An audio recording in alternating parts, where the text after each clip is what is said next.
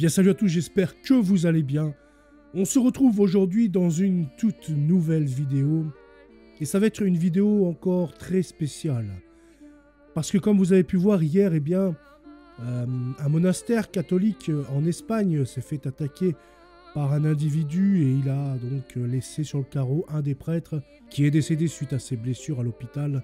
Je lui demanderai d'ailleurs de prier pour lui.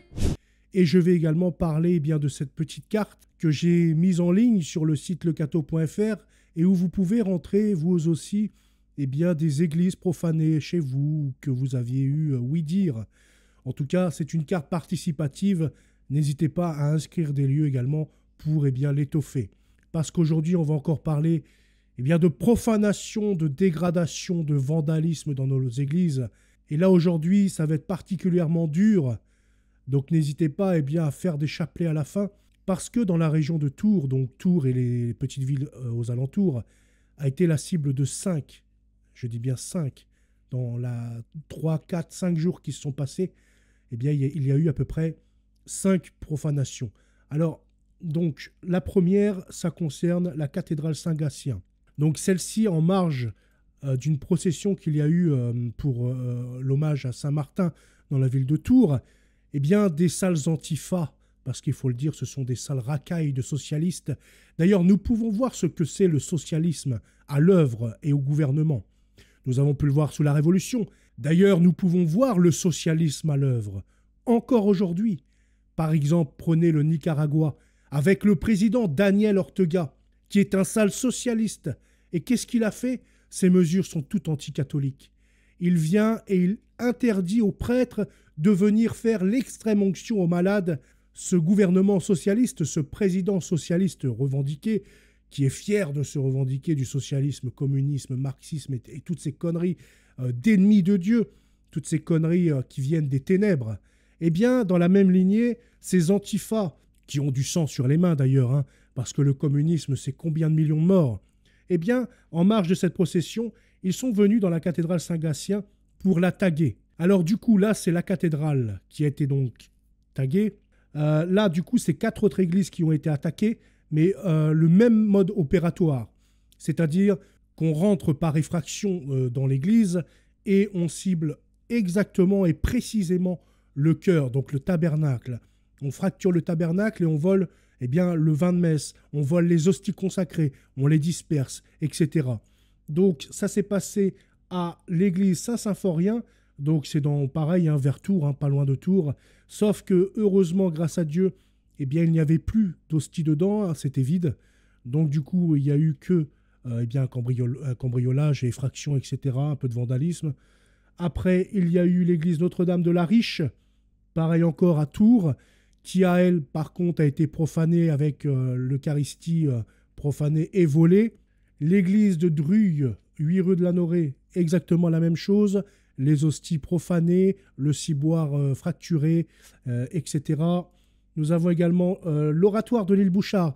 Alors pour cette affaire-là, pour cette église-là, je ne sais pas si ça concerne cette église précisément. Je ne connais pas trop l'île Bouchard. Je sais un peu ce qui s'est passé, mais je veux dire, parce que l'article parle de l'oratoire de l'île Bouchard qui était pareillement profané avec les hosties volées, etc. Je ne sais pas si ça concerne l'église Saint-Gilles. Je crois que c'est l'église Saint-Gilles, voilà. Je ne sais pas si c'est l'église Saint-Gilles ou s'il y a une espèce de petite église dans le lieu des apparitions, etc. Je ne pourrais pas vous en dire plus parce que l'article ne stipulait pas trop de détails à ce sujet. Et j'ai essayé de chercher un petit peu de mon côté sur Internet rapidement avant de faire la vidéo, mais je n'ai pas forcément trouvé. Mais en tout cas, on sait qu'à l'île Bouchard, il y a une église également qui a été profanée. Donc, est-ce que c'est l'église Saint-Gilles ou pas? Voilà, après, on en saura peut-être plus, et vous en saurez peut-être plus, ceux qui habitent dans le coin. Et donc, qu'est-ce qu'on peut en dire? C'est toujours le même procédé. On fracture la sacristie ou alors une autre petite porte qui est laissée ouverte, ou pas même d'ailleurs. On rentre dedans et on va s'attaquer directement, on ne cherche pas, on ne se pose pas de questions, au ciboire et ainsi qu'aux hosties consacrées du Seigneur. Donc il y a vraiment une véritable guerre. Je vous le dis, c'est une guerre. C'est une guerre qui se déroule aujourd'hui en France parce que nous sommes le seul pays à être autant touché. Vous avez vu en 2, 3, 4 mois tout ce qui se passe aujourd'hui dans notre église. Que ce soit les incendies, que ce soit les vols, que ce soit les dégradations, les profanations. Il y a une véritable guerre et cette vidéo n'est pas facile à faire parce que c'est touchant. Je veux dire, c'est 4 églises, 5 églises, enfin avec la cathédrale, qui sont impactées en quelques jours. Et pour autant, ce gouvernement ne bouge pas son petit doigt. Vous auriez eu 4 synagogues ciblées en une journée ou enfin en 3-4 jours. Mais mon Dieu, il y aurait toute la presse internationale et européenne qui serait aux portes pour demander des mesures concrètes, pour demander stop à l'antisémitisme, etc. Là, tout le monde se tait, tout le monde s'en fout. Tout le monde même jubile, je pense, dans la République. Ils sont heureux de voir des églises comme d'antan, comme leurs pères, les Lumières et les révolutionnaires ont fait des églises, des lieux de débauche quand ils ont volé nos églises. Eh bien, c'est ce qu'ils veulent aujourd'hui en France. Ressouiller nos églises, ressouiller le beau, le saint, souiller le Seigneur Jésus-Christ, qui dérange, parce qu'aujourd'hui, il reste des catholiques. Donc, c'est ça le problème également. C'est qu'on vient cibler la religion catholique. Et pourquoi la religion catholique? Parce que d'une part, c'est la vérité. Deuxième part, eh bien, il y a des dogmes infaillibles. C'est-à-dire qu'un catholique, pour être catholique, doit croire que les dogmes édictés par l'Église catholique, par son vicaire, sont donc infaillibles, car le pape est infaillible. Ce qui veut dire infaillibilité veut dire que eh bien, le catholique qui n'y croit pas s'excommunie de facto et n'est plus catholique.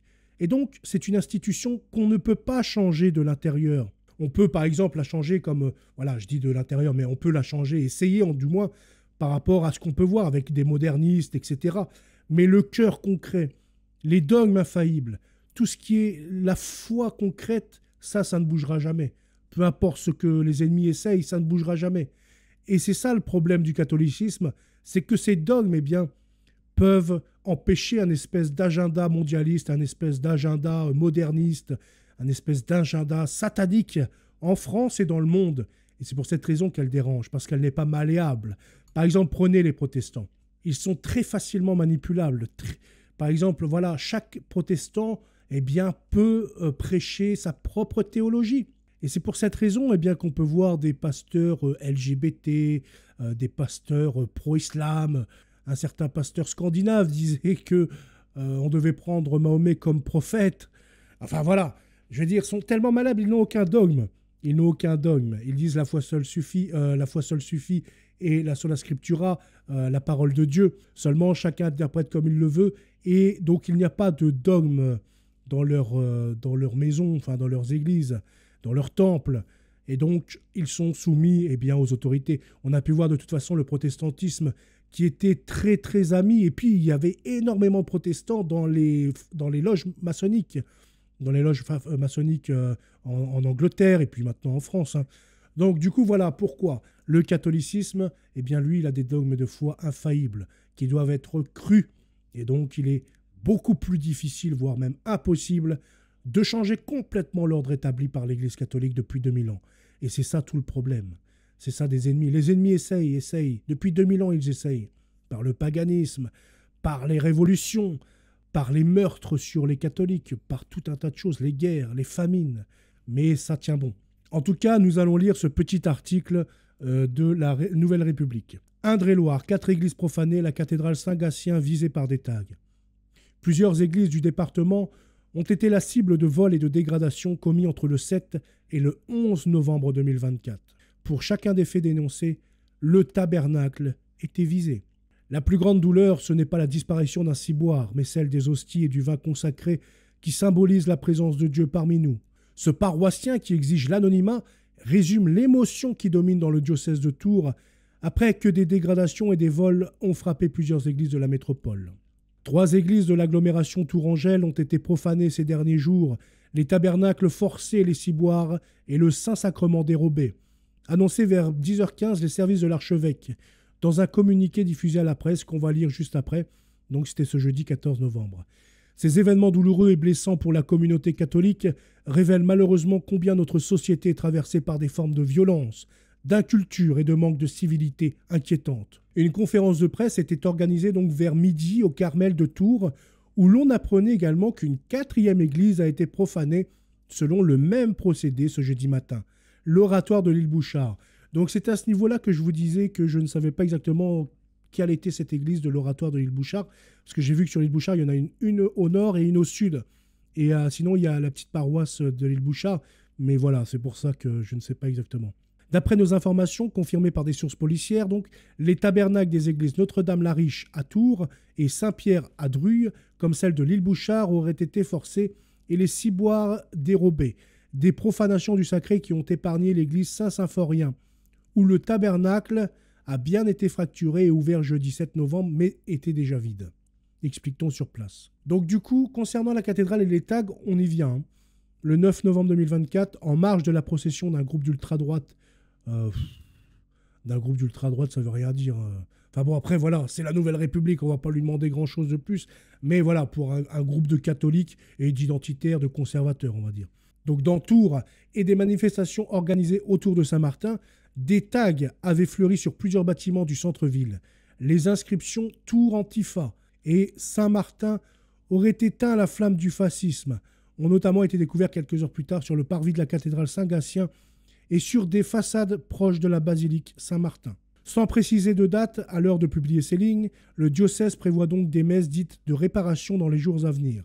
Ces célébrations, au cours desquelles nous demandons pardon, explique-t-on au Carmel, comprennent notamment un rite pénitentiel afin de purifier le lieu sacré. Donc c'est un communiqué du 14, donc d'hier. Alors que le diocèse de Tours vient de célébrer dans la paix et dans la joie son saint patron, Saint-Martin, en présence de l'évêque de Zombateli, ville d'origine de Saint-Martin en Hongrie, plusieurs incidents affectent cette joie. D'une part, une récupération politique de la figure de Saint-Martin et les tensions qu'elle a suscitées avec une manifestation dans la ville samedi dernier, conduisant la basilique Saint-Martin et la cathédrale Saint-Gatien à être souillées par des graffitis. D'autre part, 3 églises de l'agglomération tourangelle ont été profanées ces derniers jours, les tabernacles forcés, les ciboires et le Saint-Sacrement dérobé. À Tours, dans les églises de Saint-Symphorien et de Notre-Dame-la-Riche et dans l'église de Druilles. Ces événements douloureux et blessants pour la communauté catholique révèlent malheureusement combien notre société est traversée par des formes de violence, d'inculture et de manque de civilité inquiétantes. Des messes de réparation seront donc célébrées dans les églises profanées. Donc c'est un communiqué, nous n'allons pas nous le cacher, qui est quand même très inquiétant. On va pas vraiment, il faut vraiment être honnête à ce niveau-là. Il est très inquiétant parce qu'on dirait que c'est un énième fait, divers qui touche la paroisse, etc. Bon, c'est malheureux, il y a beaucoup d'inculture et de manque de civilité. À ce niveau-là, il faut quand même dénoncer le satanisme. Il faut quand même dénoncer que ces actes-là sont sataniques, que ces actes-là n'ont pas à avoir lieu dans notre Église, que ces actes-là doivent être combattus et jugés très rapidement. Et l'archevêque devrait dire « Il faut que le ministre se dépêche sur place et qu'il prenne des mesures concrètes pour protéger nos églises que la République elle-même a spoilées. » Parce qu'il ne faut pas oublier que c'est la République qui est en propriété sur nos églises. C'est à elle de faire son maximum pour les protéger. Et là, on voit un échec cuisant de cette République. Nous voyons un manque de protection de notre patrimoine. Quand ce n'est pas un manque pour la restauration, c'est un manque pour la protection et la sécurité. Et puis, même, on pourrait parler même dans la rue en général. Il n'y a aucune protection dans la rue. Il manque véritablement de la sécurité. Mais là, ça concerne nos églises.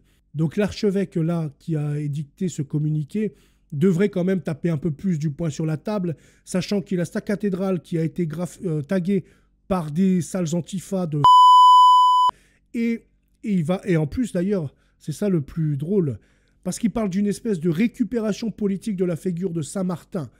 Pourquoi ? Parce que Saint-Martin, c'est le saint européen, c'est le saint de Tours, etc., le saint patron de la France. Et donc, des personnes qui sont conservateurs, peut-être identitaires, s'en revendiquent. Mais en attendant, eux, ils se revendiquent d'un saint. Ils ne lui crachent pas dessus. Ils ne souillent pas les églises.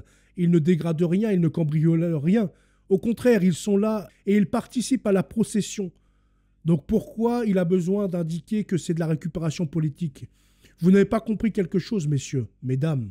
Ce n'est pas en vous soumettant à ces gauchistes antifa, à cette bien-pensance qui domine aujourd'hui, que vous allez être mieux vus, que vous allez être respectés. Au contraire, ces gens-là, plus vous allez vous soumettre, plus ils vont vous humilier, plus ils vont vous rabaisser plus bas que terre. Il ne faut jamais vouloir bien vous faire voir auprès de ces gens-là. Au contraire, il faut affirmer ce que vous croyez et il faut l'affirmer publiquement. Il ne faut pas avoir peur de ces parasites-là. Donc arrêtez de vous soumettre en parlant de récupération politique parce que quelques nationalistes eh bien, ont défilé aux côtés d'autres catholiques qui sont conservateurs. Voilà, on arrête de se soumettre à cette idéologie néfaste et mortifère qui agit aujourd'hui en France et qui ne protège pas les églises, ni les catholiques, ni les Français. Voilà, c'est tout eh bien, pour cette malheureuse vidéo. Je vous souhaite une très bonne soirée. À bientôt. Salut.